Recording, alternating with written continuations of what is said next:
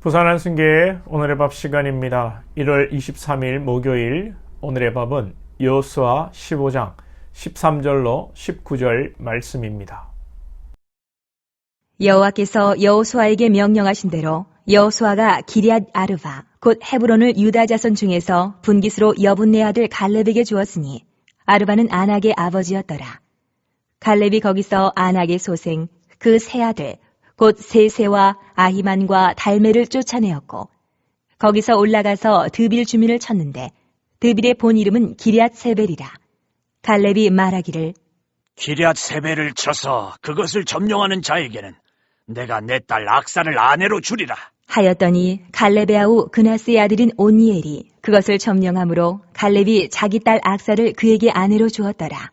악사가 출가할 때에 그에게 청하여 자기 아버지에게 밭을 구하자 하고 나귀에서 내림에 갈렙이 그에게 묻되 내가 무엇을 원하느냐? 하니 이르되 내게 복을 주소서.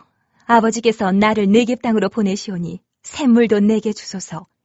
하매 갈렙이 윗샘과 아랫샘을 그에게 주었더라.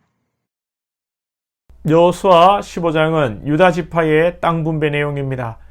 오늘 읽은 본문은 그 중에서도 갈렙이 땅을 정복하고 받는 내용의 연속입니다. 갈렙을 생각할 때 우리는 먼저 그의 족보를 다시 한번 생각해 봐야 됩니다. 어제도 갈렙에 대해서 생각을 했습니다만 이 갈렙을 언급할 때 주로 그니스의 사람 여분네의 아들이라고 소개를 합니다. 오늘 본문에서는 그냥 여분네의 아들 갈렙이라고 했지만 앞에 14장에서도 또 다른 곳에서도 보면 그니스의 사람 여분네의 아들이라고 표현을 합니다. 그럼 그니스는 어디입니까? 창세기로 거슬러 올라가서 보면 창세기 15장에 하나님께서 아브라함을 부르시고 아브라함에게 하나님께서 약속하시기를 가나안 땅을 약속하시고 많은 후손을 약속하십니다. 그때 땅을 약속하실 때에 가나안 땅에 그니스가 있습니다. 창세기 15장 18절 이하에 보면 애굽 강에서부터 그 큰 강 유브라데까지 내 자손에게 주노니 곧 겐 족속과 그니스 족속과 감몬 족속과. 갈렙의 가문은 정통 히브리 혈통이 아닙니다. 그런데 어찌 유다 지파에 속하게 되었는지 이 속사정은 잘 모르겠지만 성경은 분명히 그니스 사람 여분네의 아들 갈렙이라고 기록하고 있습니다. 기생 라합처럼 갈렙 또한 그 출신이 이방 사람이었다는 것입니다. 이방 사람에 대한 히브리인들의 편협된 시각은 이로 말할 수 없지요. 정통 유대인 히브리인들이 아침에 눈을 뜨자마자 하는 감사 기도 중에 첫 번째가 무엇입니까? 이방인으로 태어나지 않아서 감사합니다. 이방인들을 지옥의 불쏘시개로 쓴다고 말할 정도로 이야기하지요. 그리고 여자로 태어나지 않아 감사합니다. 그만큼 이방인에 대한 차별이 또 여자에 대한 차별이 히브리인들에게 뼛속 깊이 박혀 있습니다. 그리고 갈렙이라는 이름 뜻 또한 개라는 뜻입니다. 누가 자식을 놓고 그 이름을 개라고 짓겠습니까? 무슨 사인인지 몰라도 참 갈렙이 자존감이 있을 수가 없는 그런 상황 아니겠습니까? 자, 그런데도 이러한 배경 속에서 갈렙은 흔들리지 않고 하나님을 바라보고 건강한 신앙의 정신을 가지고 있었습니다. 건강한 신앙 중에 하나는 바로 내 약함을 보는 것이 아니라 하나님의 강함, 하나님의 약속을 바라보는 것입니다. 갈렙은 분명히 그 출신이 비천하고 또 이 40여 년 전에 함께 정탐했던 광야에서 함께 살아남았던 유일한 친구이자 동력자인 여호수아는 지금 뭐하고 있습니까? 이스라엘의 최고 지도자입니다. 갈렙에게 있어 이것이 또 영린이라고 할까요? 열등감이 될 수 있습니다. 남자들의 자존심 건드리는 것 중에 하나가 다른 남편은 승진했다던데 다른 남편은 이번 연말 상여금이 500%라던데 이런 소리 하면요 우리 남자들 자존감이 하늘에서 뚝 떨어집니다. 땅으로. 남자에게 이런 말을 하는 건 여자분들에게 당신 왜 옆집 사람보다 못생겼나라는 말과 똑같은 것입니다.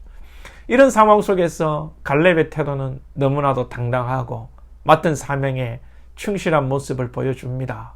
참 갈렙이 보통 인물이 아닙니다. 갈렙은 자신의 연약함을 보지 않고 하나님의 강함을 보는 사람이었습니다. 이것은 무슨 말입니까? 자신이 할 수 없고 바꿀 수 없는 일을 일찌감치 포기하고 하나님께서 하시는 일에 대해서 자신의 삶을 거는 것입니다.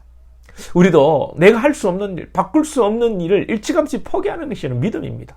할 수 없는 일을 가지고 천년만년 묵상하는 사람이 바보입니다. 불신앙입니다.